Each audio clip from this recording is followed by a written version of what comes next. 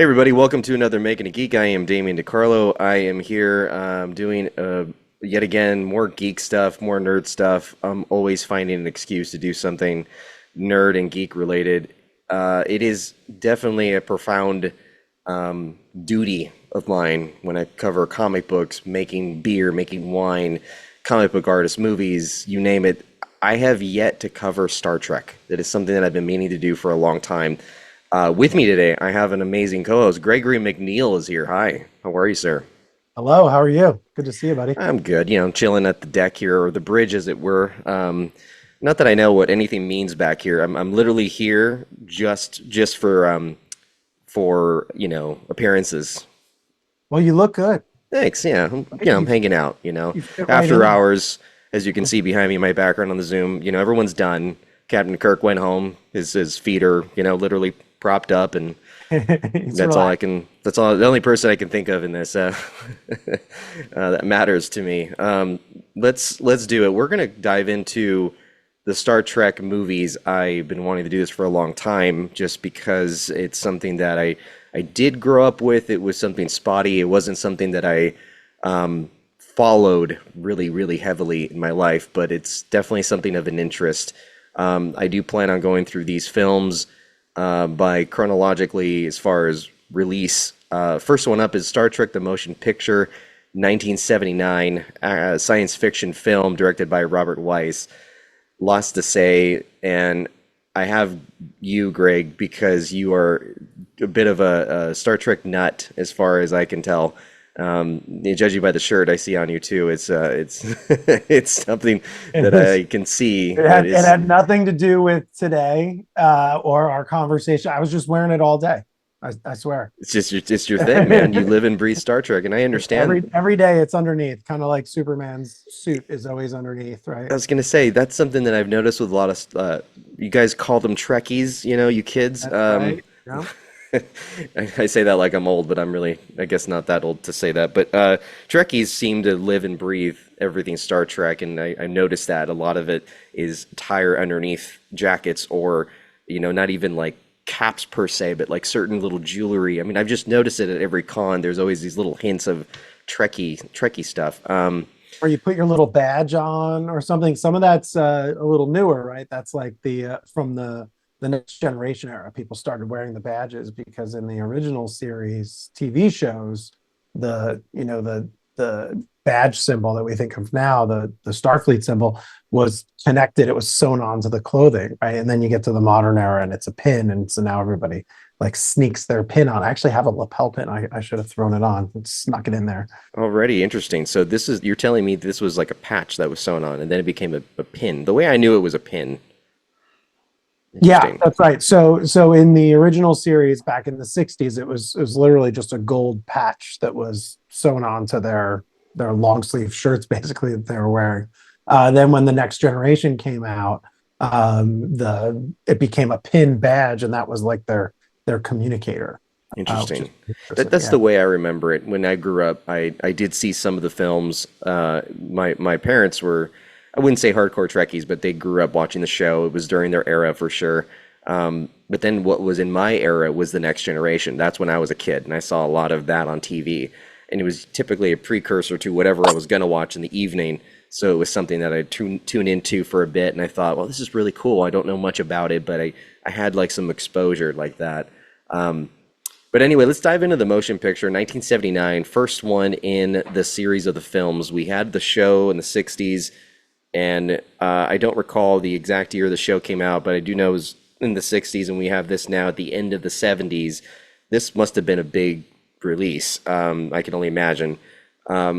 Let's go into what you remember, Greg. I mean, you definitely have more memories than I do of this. What kind of movie was this for you as you were younger and growing up after the show? Yeah, it's interesting. I only knew the shows as reruns, which was, and we didn't have cable when I was growing up. So this was, we had five channels, and then the channel that it was channel. I grew up on the East Coast near New Jersey, and so the channel 11, I think, was the channel that Star Trek always came on, Star Trek the original series, and I remember watching and being really into it. And that was like growing up, kind of like pretty young, up through like 10 or 11. Then somewhere in there, and I messed the years up. Next Gen came out. That's when it became a real Trekkie. It's funny, and at the time when Next Gen came out, people were they had this debate over whether you should call yourself a Trekkie or a Trekker, which is still kind of this weird thing within the fandom. But somewhere around that period of time too, I remember the first film I saw them out of order. The first Star Trek film I saw was Star Trek II: The Wrath of Khan. Same here. Um, and that was just like an amazing cinematic experience for me. And then I think I skipped ahead to Star Trek 4, which everyone refers to as the Whales movie, right? Which I actually think if you're going to introduce someone to Star Trek and you don't want them to have to know anything about the lore or anything, that's like the easiest one, I think, to introduce people to the fandom with. Then probably Star Trek 2: The Wrath of Khan. Then probably Star Trek 3: The Search for Spock. And this one that we're talking about today, Star Trek the Motion Picture, I actually think is one of the most difficult ones to introduce someone for the first time into the fandom. Yeah. So like the Star Wars people, I'm one of those too. They have a big debate over what order you're supposed to watch those films in. And that, I mean, that's kind of, it makes sense because it's supposed to be this long arc from Anakin as a boy all the way up Right. through. These ones are their own sort of standalone story, or at least one's its own standalone story. Wrath of Khan sort of rolls into Search for Spock, which then rolls into 4. But one is kind of the motion picture is kind of out there on its own. And I remember watching it at the time and feeling like it wasn't the Star Trek that I was expecting. It's like, oh, it's going to be Kirk, right? It's going to be Spock. It's going to be McCoy on the old Enterprise. You're thinking it's going to be an orange bridge with sort of like flip switches. And you get on board and this thing is all lit up. There's sort of weird sounds. The sound effects are different. And I'm like a uniform nerd. The uniforms I can't figure out what the uniforms were all about, right? This weird sort of tight onesie in either beige or baby blue with a weird belt, like a utility belt, like they were sort of like a space Batman. I don't know what the fuck it was all about, but and I still don't know how I feel about the aesthetic of the film or so many other dimensions to it. But that's a long wind up for me to say sort of I'm still as perplexed by it as a film as I was, I think, the first time I saw it. I love it, but Yeah. its vibe is so different than the others that it's tough to put it together in my That's head. kind of what I got out of it too. It was as I was watching it, now in 2024, I did have I do own all of the films, so I had at least a Blu-ray copy in my volumes, and Oh, good for you. jumping on that, I saw, obviously we are in post Star Wars era, in between Star Wars Episode 4 and Empire Strikes Back, like literally a year right before or two. And I'm starting to see that there was this big just push for space movies during this era. I mean, we had like a lot of space films. We had Star Wars. I mean, for God's sakes, you even had a James Bond film, Moonraker, in space. I mean, there was a lot of space movies happening, and I see that it seemed like a lot that of the pace that this was going, for me, feeling that for the very first time watching this film, very slow. It was very progressively slow, and I couldn't believe. I think it was in one of the parts in the beginning that I think Kirk and I can't recall who else was with him, going in the pod from wherever they were going to the Enterprise, and it was like a 30-minute section just to get from point A to Right. point B. And that speaks volumes for the kind of films that were being made at the time. And this was like brand new era of space films and movie theaters with more special effects.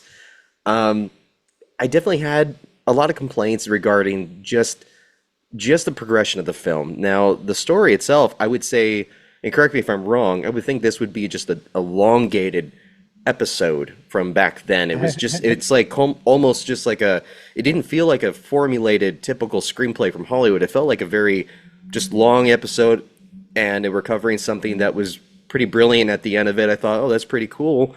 What were your thoughts looking back now, if you've seen it recently? What does that strike you now? Like, Yeah, so it's so funny you talk about the pacing and so many other things. So that my way of looking at it now is colored by what I know about it. So everything you said is true. What the studio was facing at the time was, oh my gosh, there's this Star Wars thing. It's taking off. We need to have something. Now, from when Star Trek was canceled, when the original series was canceled, what happened after that was basically their next thing they did was Star Trek the animated series, and then they had this idea that they were going to do another, or like a reboot of the TV series. um it's sort of like, I'm trying to remember what people call it. It's like, Star Trek, version 2 or something was the idea, and the studio was just toying around with it. They couldn't figure out the story, they couldn't figure out who the characters were. They had ideas of characters they were going to have, but they weren't going to necessarily have all of, or perhaps even any of the original cast. And then when Star Wars came out, it's this like global phenomenon. The studio said, we need a movie.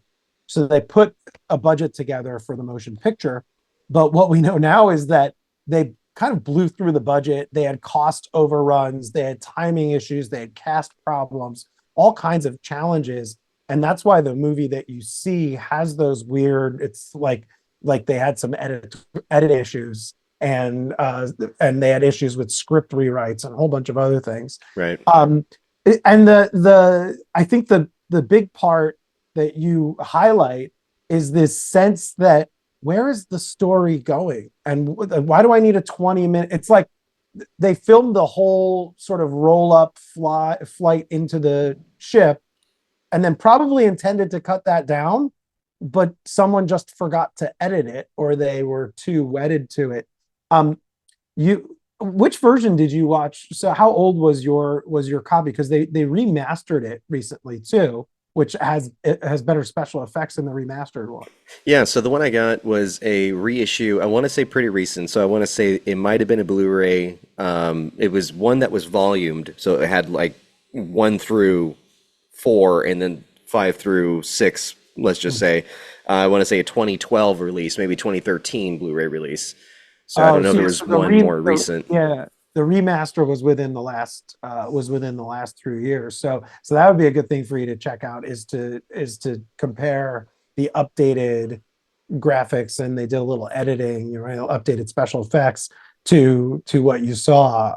I do remember seeing the updated remastered one that came out in the last year or two, and it's substantially better than probably the one that you were looking at on Was DVD. this also shortened in time, or was it just the special features and or special effects, I should say? That's a good question. I don't know what they did, whether they cut anything down or if they just remastered the special effects, and the audio and a bunch of other stuff. But it's definitely it's a different. You'll be able to see it if you watch it back to back, or if you have, stream one on your laptop and Right, start the other right. up on. That would That's be a good. really cool to do a comparison. I know that I've done that before with Star Wars, and there's been, of course, George Lucas is one to, dive in and re-edit all of his things, and I respect it. I don't think that it's a big thing that people make it out to be, that, if you're diving back in, why are you messing it up? I mean, if I was a director or a storyteller, if I loved it that much and if it was my baby, I would jump in again and I would try to make it just more Right. refined.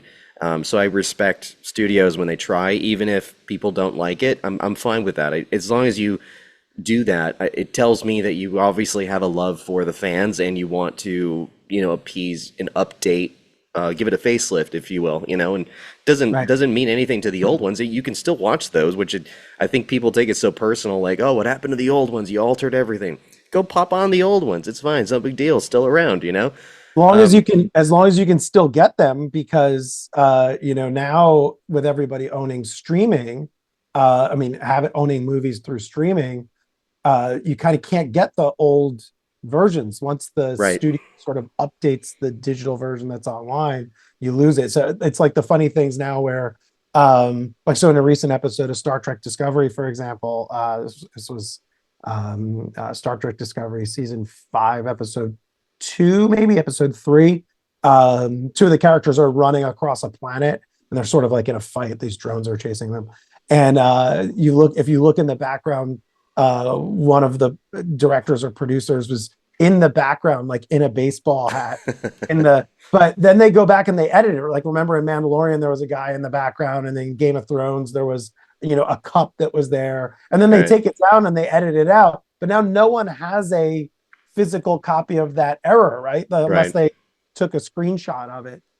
So we do lose a little bit of that when the streaming services change things. So you can't do this comparison like you're able to do now Right. because You have to hunt it down a bit. yeah, Yeah. yeah. I do recall Star Wars, the OG, like beta, Betamax. Oh, It was I think when the crawl came up, it didn't say episode 4, it just said Star Wars and it just started getting into it. That got re-edited to put that back in there now, whereas that's hard to find, that original OG right, yeah, version. So yeah. That's stuff very like cool. that I can see. I would be interested in doing a another rewatch of this with an updated. But going back into the film with all this now, if you were to revisit it now in 2024, what would be your impressions with the cast of the characters and their performances? Let's just go through the cast. Tell me what you think. Yeah, so I suppose we can start with Kirk, right? So he's uh he's a different Kirk than we were used to in the original series, right? He's an admiral at this point in time. He's coming onto a ship that's not his anymore. And he also kind of doesn't really know what all the buttons do. You might think of it that way, Right. right? It's like going from your classic car and then hopping in another one, and it's got Apple CarPlay, and it's got power windows and door locks, and it's not manual transmission. It's got some paddles that you have to flip, right? And it's not the same car, right? It looks like a sports car, same sports car that you had, but inside that baby's got something different under the hood. So that Right. was interesting, right? And you can tell. I think that was something that I really liked, and I liked how you see he's itching to get it back, and this is sort of he's the consummate captain, and this is a theme that goes through all of the movies, all the way up until you sort of have his crossover with TNG later on, like 8 films later, where he actually meets Picard and he tells him, don't ever let him take your ship away from you. Don't ever let him promote you. It's like, that's a real reach back. So that Kirk was one of my, obviously everybody loves Kirk, right? But I think that tension with having to grow up and moving to a higher job kind of resonates with me because so I was in the army, and I remember when I was in the army as a junior officer, as a second lieutenant, you're out there, you were with a bunch of other 22-year-olds, you're right out of college, but you're put in this position of responsibility, you're in charge of all these people, right? So I think I had 46 soldiers and 16 civilians that reported to me. And the I remember I had a commander at the time. He wasn't a commander, but he was above me in rank. He was a major, and he came to us. It was a group of us. We were out like having drinks, and he came up. He was kind of drunk, and he came up to the group of lieutenants, and he kind of put his arm around all of us, and he said, "Listen, these are the times of your life. You're in charge of people. You're young. You have this young group of friends, and as you get promoted, you're never going to have this ever again." And we were all looking at him like, what the hell are you talking about, man? This What a sucks, downer. right? But we were also like, what are you talking about? This sucks, because like right now we don't want to be here. We want to be, the next rank up, which in the Right. army is a captain, and then we want to be a major. We want to be a lieutenant colonel. We want to be a colonel. We want to be, because this sucks. We're at the bottom of the pecking order. You just keep giving us work to do.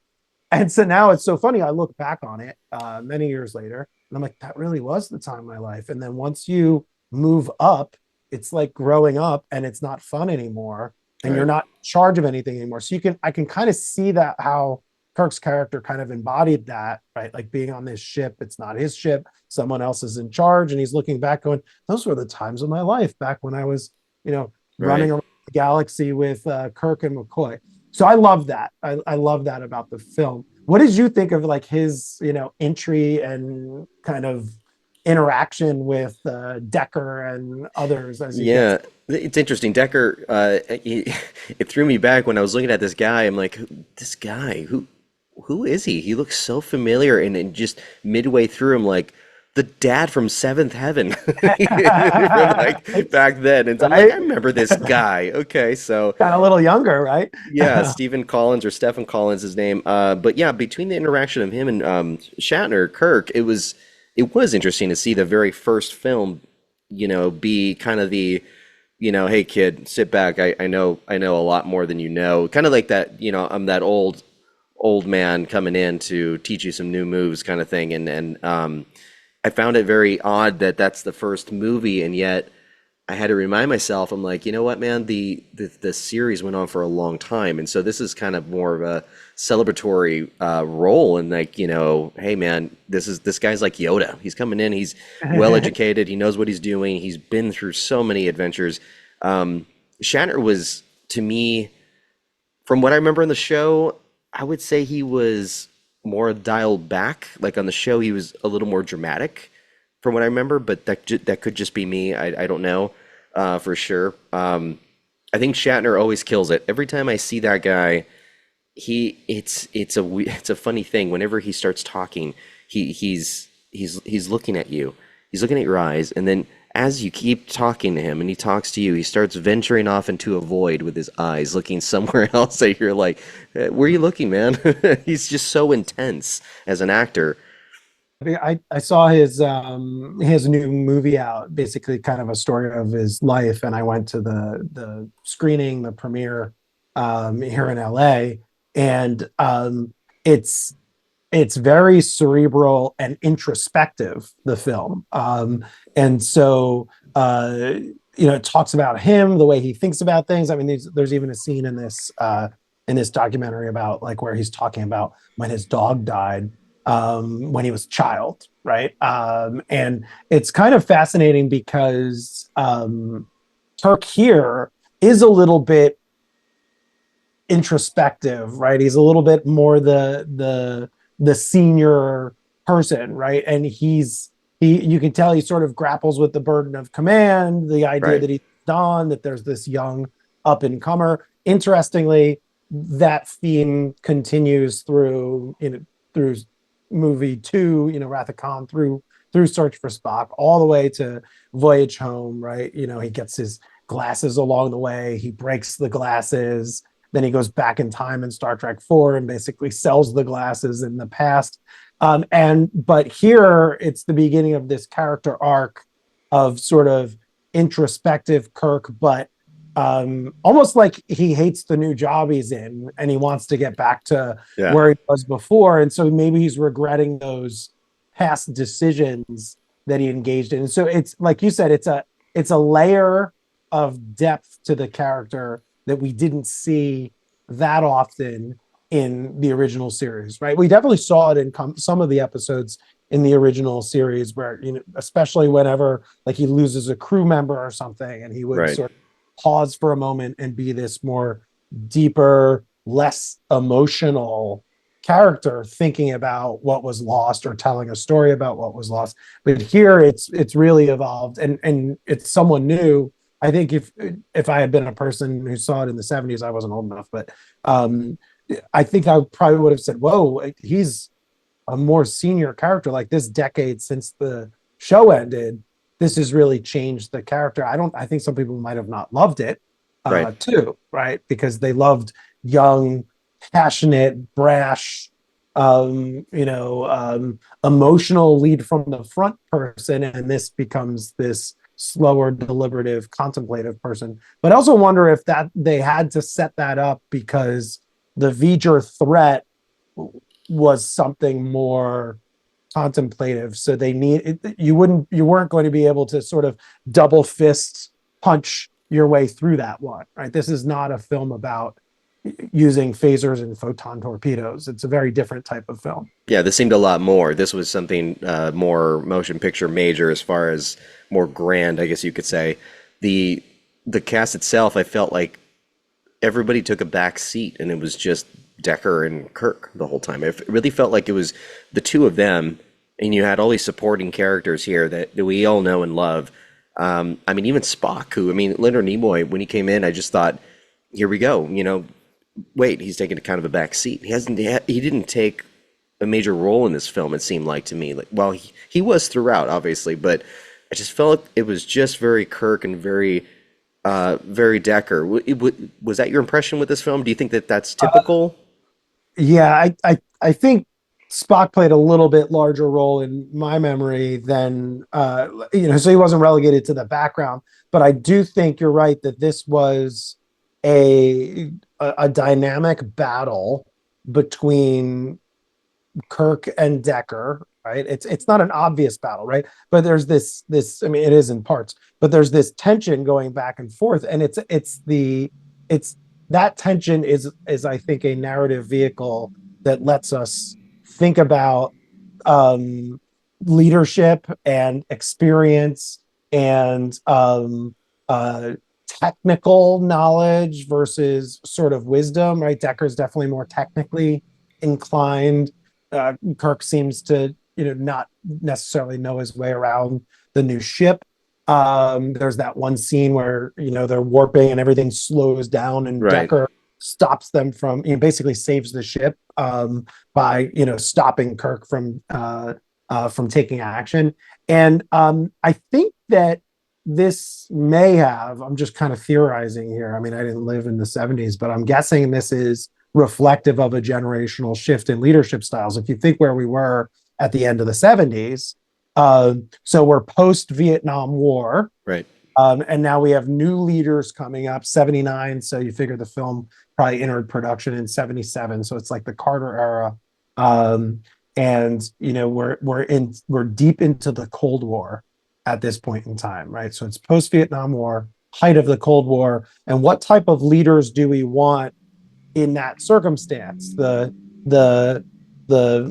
brash, emotional Starfleet captain that we saw in Kirk, or do we want technical people who, think of other movies plus or minus 5 years from this one, like the Matthew Broderick film War Games, right? It was Right. about computers and technology and a massive ominous threat from the Soviet Union. Right. Here we've got a souped up enterprise, computers and technology, and our own technology went out and is now coming back to threaten us, which is maybe like an allegory towards mutually assured destruction, where the Soviets have nuclear weapons and we have them, and we could launch them, but it would bring about our destruction.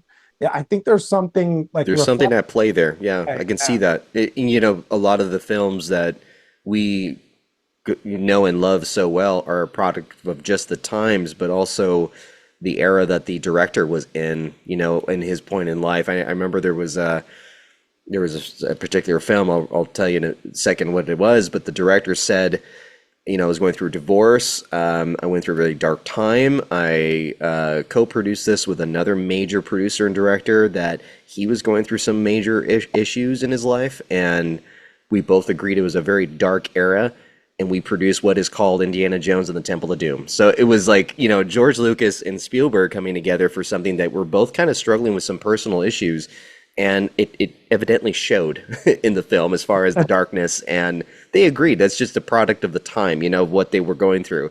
But same said with political influence, the state that things were in, there was a lot of differences of opinion when it came to leadership and uh, what was going to happen in the world, and that does influence fandom, science fiction, all these things that we love.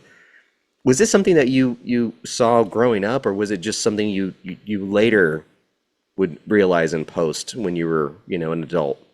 Yeah, I think more about the like what's behind a film. I think about that now a lot more and later in life. Whereas I think the first times I saw movies when I was younger, it was just sort of like, what's happening here? This is interesting. And I would focus on, like I mentioned, I'd focus on things like the uniforms or the special effects or the weapons or the ships. Like, that's a cool new ship or Yeah, whatever. Or, why when they go to warp, why is it rainbow colored? Like those sorts of like the little things, things, right? area of focus. Or, I think the first time I saw this, I was probably like maybe 12 or 13 or something. It was well after it had come out. And I think probably as a 13-year-old boy, I was trying to figure out why I thought that bald girl was so attractive, right? Yeah, Like, no, for real, for real. like, when does that happen, that you're like a young boy and you're like, huh, Bald women are attractive now. a bald. I think I was confused by it, right? I was like, I don't Right. no. No, no, but wait, hey, how you Hey doing? now. Like, so, um, Yeah. right, and then like the subtle sort of not so subtle fact that everybody else on the ship was really kind of into her too. Right. Like so, then it was okay for me to have that weird feeling. So that like that was the motion picture version of the Green Orion slave girls from the original series, right? Where I remember I'd be watching it, I was much younger. I'd sort of look at me like, am I supposed to think that that's cool? Like, wait, is that weird? Like, Made you um, question. yeah, yeah. So I'm not sure that I paid attention to the underlying themes. I do think about them now. I've always liked the V'ger theme, this idea that we're sending something out into the galaxy, into the unknown to try and Right. discover something. And at some point in time, it would be great if it came back. I mean, we've launched so many space probes that Right. then they get to the edge of edge of the solar system, and then we don't hear from them again. Well, where are they going? I mean, in space, they're just going to go forever unless some planet's gravity pulls them in, or they hit some bit of like some kind of space rock. And so it's always fascinating to think about like where are those things? How far have they gone, and how long will they be, When will we know where they hurtling went? through Yeah. space? Yeah, and we Yeah. probably won't know, which makes me sad. That is very sad. Well, now that I've thoroughly depressed my audience, Sorry, no, everyone. We're not sad, we're never everyone. going to find out in our It's lifetime. Sorry. great. Hey. So the other thing I think that was interesting, you just sort of triggered it in my mind, was going back to like this 70s thing, right? If we're thinking about V'ger, like the reveal of V'ger, like we send Voyager out into space, this space probe in real life, trying to find something out in space beyond sort of where humanity is, because humanity at the time is, always pretty close to being on the brink of destruction because of the Cold War, right? Right. And so maybe there's something out there that's more peaceful. But then this thing comes back and it's seemingly dangerous, but it's actually an attempt to communicate, an attempt to fulfill its mission, an attempt to come home. And maybe the takeaway then for people watching the film at the time, right? I'm trying to put myself in the late 70s, is this idea of, which is a very Star Trek theme, this idea of hope, this idea of peaceful coexistence with others that somehow transcends what's going on Earth at the time, Right. right? There's always a Star Trek theme. A Star Trek theme is consistent throughout Star Trek. People argue it's not true now in the modern shows, but pretty consistent throughout Star Trek is this the real exploration we think is an exploration of space, but it's actually a examination of ourselves, right? So going into space, how will humanity grapple with meeting new lives, right? Right. Exploring strange new worlds and seeking out those new lives. How will humanity interact with that? And on the surface level, if you're looking at it, you're like, oh, it's about these guys against an alien, right? That's not really what the movies or shows are usually about. The alien, the enemy, whoever it is a foil to reflect back on ourselves and humanity's future and purpose and how it interacts with others, which is really just how should we be reacting with other humans. Right. And so, in the original series, Gene Roddenberry had to create all of these conflicts with sort of like it was like the alien of the week, because in that era it was supposed to be that humanity had transcended conflict and was now going out in the world to find new things. So you didn't have these internal human on human conflicts unless an alien took over someone's body or mind. Instead, you had human and other conflict. And then how do we resolve that conflict in a way that reflects positively on humanity? And that theme Right. is exploded out, expanded in once you get to the TNG era. And so maybe that's what like V'ger's threats to Earth is, because it's this idea that it's trying to merge with its creator, it's trying to evolve. Aren't we as humans trying to evolve? What does it mean when we go out in the world and we're not evolving and we're in conflict with others? And so I feel like you have to be kind of drunk or high to really get into the film because it's so cerebral, right? I It's like mean, a it's like a Pink not that we're Floyd saying album, you know? It's not that we're like saying it's required, but if you do, it is like a Pink Floyd album, right? Like right. you can drive in your car down the highway and listen to Dark Side of the Moon, but it's probably best done in the dark at home after you've Right. had, right? And that's You have kind to of this open your mind a bit for this, guys. this film. That's this Guys and gals. film. Is this something that upon rewatching now in 2024, would you have any major opinions regarding the way that these films obviously have progressed? Would you have wanted to do this one differently if it was on you, being a big Trekkie fan? Yes. Yes, I would. I would. I like the V'ger character slash threat. I'm going to make V'ger into a character. I like that. I like the threat. I like the dynamic between Kirk and Decker. Yeah. But I do think trying to figure out how to connect. We're set up in the film with them so close to Earth, right? There's this threat to Earth, what we now know as the Alpha Quadrant.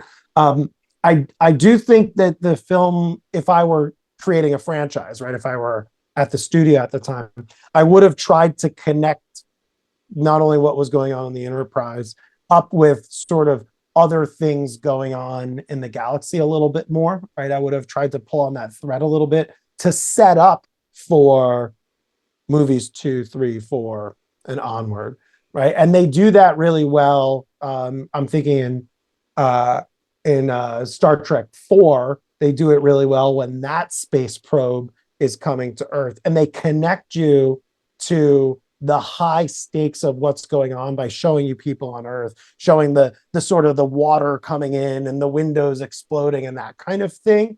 I would have liked to have seen that threaded together a little bit better, solely as a vehicle to building out, again, my idea here that I like building out a Right. cinematic universe. And I would have liked to, if I were redoing it, I would have done it There a would be little. one thing I'd say not to redo, and God rest his soul, rest in peace. I mean, Jerry Goldsmith, the composer of this film, and the way he has impacted Star Trek, but beyond that. I mean, other major hits. Like if I could think of it right now, Total Recall, The Mummy. Like he has composed many films that have been major, but none like Star Trek. What are your thoughts now? I mean, regarding such an amazing composer for this film, and My score is a God, yeah, huge thing. wouldn't change a thing on the score, right? Yeah. This is an epic score, epic. All of the actually, you know what? Even the sound effects are really good in the film too. But musically beautiful, right? This is like, and they had to, right? Because John Williams, right, did Yeah. Star Wars, Yeah. right? Still does, and the in the Indiana Jones films, a whole bunch of other stuff, right? And Right. so to they needed someone who could match that. It's still epic, right? It's probably one of the best ones to play on Spotify if you're gonna play it. For sure. Wouldn't Yeah. change a thing. It's actually interesting, right? If you play all of these different movies without the score, it totally changes the emotional temperature of a film, right? So, Yeah. and there are people who do this on YouTube, right? They'll play it and they'll have deleted that part of the track, so you're just hearing the voices without Just the the raw film music, footage. Yeah. right? And it's like, well, what a snore, right? Yeah, I Like, know. Yeah, it's amazing what score does. And Jerry Goldsmith is well respected with what he did in the science fiction films that I had mentioned, but none like Star Trek. Do you think that this kind of film could be redone now? And it has been, obviously, it has been done where there has been updated versions, but where Jerry Goldsmith, flourished with this theme, do you think that it could be possible to do another Star Trek film without this kind of theme?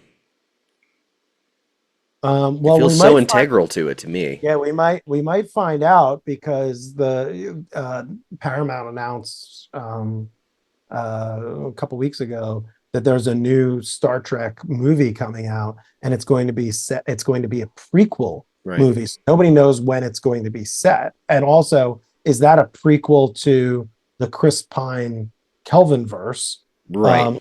it's a prequel to Star Trek entirely, and it's going to go all the way back to like Which before. dimension are we talking about? Which What timeline? Yeah, what timeline are we on? right. Um, and so we're going to get a test of that. And if they fail on the music, I think it's not going to It won't be very Star Trek anymore. Star Trek anymore. Right? I think when you're going back to what we talked about earlier, I think the only thing that gets you through the long parts where they should be edited is sort of the sweeping score, right? Like coming up on the ship or whatever. And then that makes me wonder, like, did they not edit it because they wanted us to have that, you know, operatic, like Bathroom break. sort of like no, did they want us to have that moment, right? Like, oh, we can't cut this out because the score is so beautiful and we Right. can't rescore it. I think that might have been also some of the timing thing, right? If you chose to chop a 2-minute segment down to 30 seconds and you can figure out how to score that correctly, if you're under a time crunch and you're on delays, you can never actually fix that. Yeah. If you were to go beyond the entertainment factor of the movie, what would value, now that we're coming to a close with, the retrospect of this film, what value or understanding would you say does this movie in particular, Star Trek the Motion Picture, offer in regards to us, the world, human condition? Do you think there's any sort of extraction you can make from that?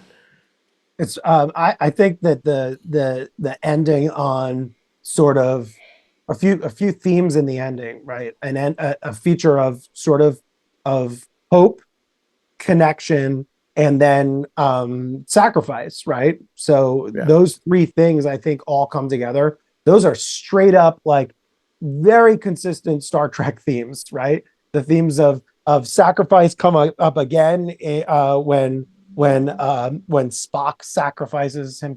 Spoiler alert! Spoiler alert! Whoop whoop! Red alert! Spoilers. Alerts are going off, guys. So so the theme of sacrifice, right? When Spock sacrifices himself in Wrath of Khan, Right. or when Kirk sacrifices himself in the Kelvin verse when they're facing a different Khan. Right, right. The theme of hope is consistent throughout all of. I know it's like all the Star Wars people are like, we have hope too. Okay, fine. You got laser swords. Congratulations.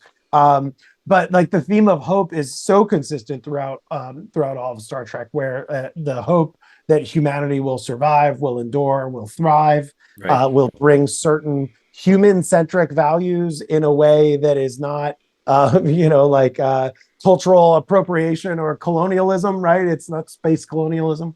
And then the idea of connection is like in the contemporary television shows right now in the Kurtzman era. So like the Star Trek Discovery is all about these concepts of connection. It's also has a lot of psychological dimensions to it as Right. a television show, which you see reflected in the motion picture. And then also like going back to Star Trek Strange New Worlds, for example, that was about connection. There are a bunch of episodes about connection. There's actually a musical episode.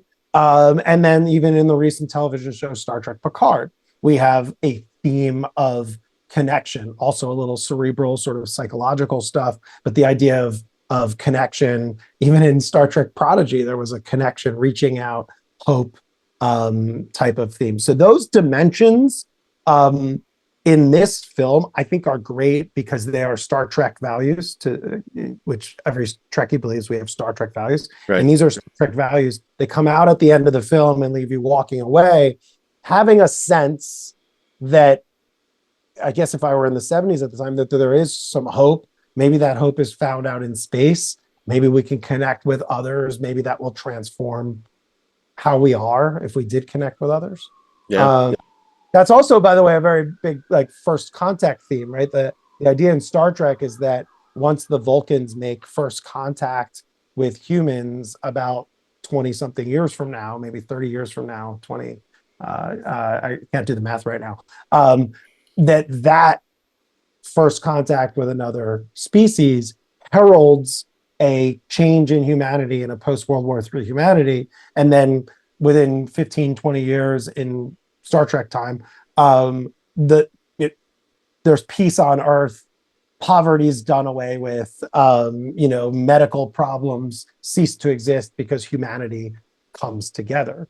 Right. And when you end this film, if you're embedded as I am in the universe, when you look at it, I think you automatically make those connections. Whereas when I wasn't as embedded in this universe, I think what I did was I felt that, but I wasn't sort of intellectually making the connections across other Right. It's shows. like you invested, you just didn't know where to put it at the point in time. And now means more in your adult years. I would say for me, I mean, just going through, science fiction films, you can't help but compare Star Trek with Star Wars, and I would say Star Trek humanitarian mission, Star Wars a mission to discover characters.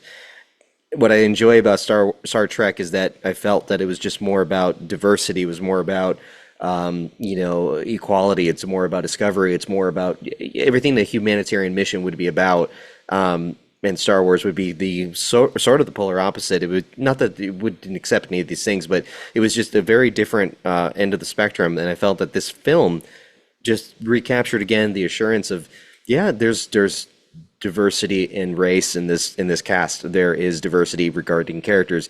It could even get into gender. It could be all these things. Everything's opened up here for, for this path to go from here regarding discovery. And I think that would really benefit the human condition, honestly, to see something like this and really take to heart. This is fandom, guys, but it plays in real life. It really does. And I'll always say that when it came to, certain comic books, movies, and series, in regards to things like, let's just say, X-Men.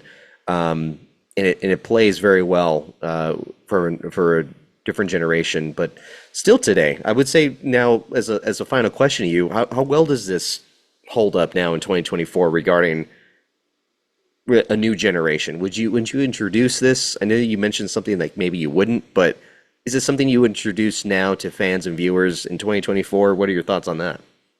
I do think it's a tough one. I've forced many a significant other to sit down and try and watch it, and the motion picture is the one that they don't really make it through, Right. right? So I don't start with it, believe it or not, right? So I always start with four. I start with the Whales movie, right? And then like, look, we're gonna go back in time to like 1986 San Francisco. Right. Sorry if I'm ruining it for you. And then, or anyone else. And then I go back and I go, okay, now let me tell you what was going on before. Let's go to two. Then we'll go to three. Then you kind of know what's up, and then skip to five. So you have your own order, basically. That is my own order. Yeah. If I'm dealing with someone who I think they're only watching it to be nice to me, right? Which is Right. I mean, you got to get them into it and go, oh, all right, that was cool. That wasn't as bad. And then you go, okay, cool. Well, let's check out Wrath of Khan, right? And Right. then, Right. which is just an exciting sort of popcorn eating flick with a tragic ending. Yeah. It was interesting because for me going into this film, I saw it with my girlfriend who is considerably younger than me. I'm reaching into my 80s. No, but she was younger, and it's interesting to see her take on it too, because you look at it through your own eyes as you were younger, and you're like, oh, I can see how I would have seen this as a kid, or even if it was slightly before my time. But when you go further newer, you're like, I wonder how this person will react, and out of all of this generation. I would say personally, yeah, I agree with you. I don't know if I would start with this film. I've seen better. I just kind of felt like this was just more of a kind of a slightly of a weak start, knowing where the potential goes from here as far as where the story can go. I agree with you, 100%. Okay, I win. You win. You're the winner. You I think definitely. if you're watching this and you think I won, remember to like and subscribe. Hit the button down below. Yeah, that's amazing. He's plugging my own podcast before I do. You heard it, gentlemen and ladies. This is how it works. So the way it works is that you definitely enlightened me, Greg. Thank you very much for everything. This is definitely something I tend to do with my geekdom. I invite people on the show that are more expert than me, I mean, you've made me the geek today. I mean, that's the whole thing of the show. You know, you're making someone the geek while you made me the geek because I'm less informed. But hopefully there was a little bit more education to offer to the other fans out there that don't know stuff that you brought up, but I appreciate that. I definitely want to do the other films eventually. I invite everybody to, by the way, I do appreciate all the emails and DMs I've gotten recently. Thank you for your support. This is definitely something I will continue to do. Star Trek itself is very vast and, there's just so much to cover. But going to the films, that's definitely something I'll continue to go. Greg, before we go, where can folks find you so that they can, stalk you and haunt you and. Tell me how mad they are about the Yeah. fact that don't watch this one So first. they can go hunt you down. At Gregory McNeal, McNeal, on all of the socials except for YouTube, where it's just at Greg McNeal. But that's me. Reach Awesome. out. Tell me how wrong I was. You kids and your X's and your Twitters and whatever it's called these days, tweets. I'm not young anymore. I'm old. You can only find me. You're on the Instagrams. I'm on the Instagrams, plural. You want to sound like a boomer, you got to say the. Damian_Dicarlo for me. Makingitgeek.com for all of what I do, all my shenanigans. I do say live long and prosper tonight, but besides living long and prospering, I do also tell you my typical line, which is keep calm and geek on. Good night, everybody. I try to deliver that Shatner stuff.